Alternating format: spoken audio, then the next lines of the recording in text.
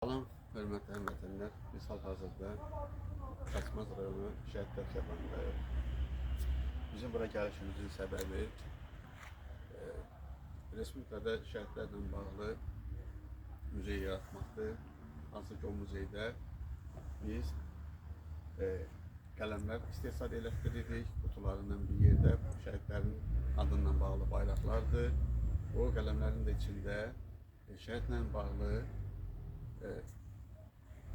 yazılar dərc olunubdur ki, onun həyatından bağlı. Hansı ki, o qələm qutuları qələminlə, bayrağıyla bir yerdə biz istəyirik ki, onu İstiqlal Muzeyində yerləşdirək.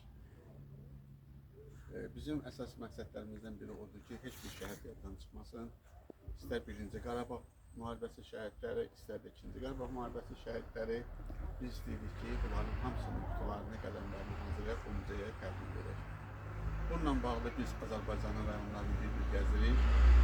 Hər bir rayonun şəhidlərinlə bağlı icra başçısına müraciət eləmişik.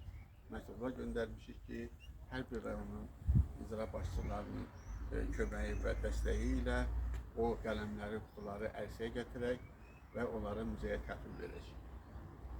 Mən xahiş edərdim ki, bu işdə bizə icra başçısından bərabər, həm də ki, həmin şəhidi olan bütün rayonların iş adamları da bizə bu işdə dəstək olsun. O qələmlər nədən ibarətdir? O qələmlər ondan ibarətdir ki, yəni ki, o adi elə bir qələm deyil. O qələmlərin içində olan informasiyaların ömrü hardasa 300 il, 400 ildir. Biz bunu istəyirik ki, gələcək nəsillərə ötürək. Çünki o demək olar ki, gələcəkdə də hansısa bir araşdırmacı, hansısa bir şəhid barəsində kitab yazası olsa, ya hansısa bir material dərc eləmək istəsə, o qələmləri asanlıqla gəlib muzeydə əldə edə bilər və həmin şəhid barəsində istədiyinə nail ola bilər. Yəni ki, yazıları dərc elətdirə bilər, kitabını çap elətdirə bilər. Bax, bu ünvanla da biz gəlmişik Xaçmaz rayonları hal-hazırda.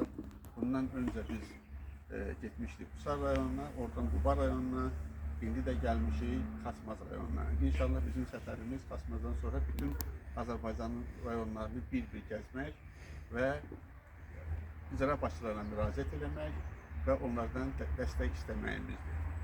Bununla bağlı biz xahiş edərdik ki, iş adamları istər Respublikanın daxilində, istər Respublikanın xaricində yaşayan iş adamları, imkanlı şəxslər bu şəhidlərin adlarını əbədiləşdirmək üçün, o muzeyin yaranması üçün bizə dəstək olsunlar. Çox sağ olun.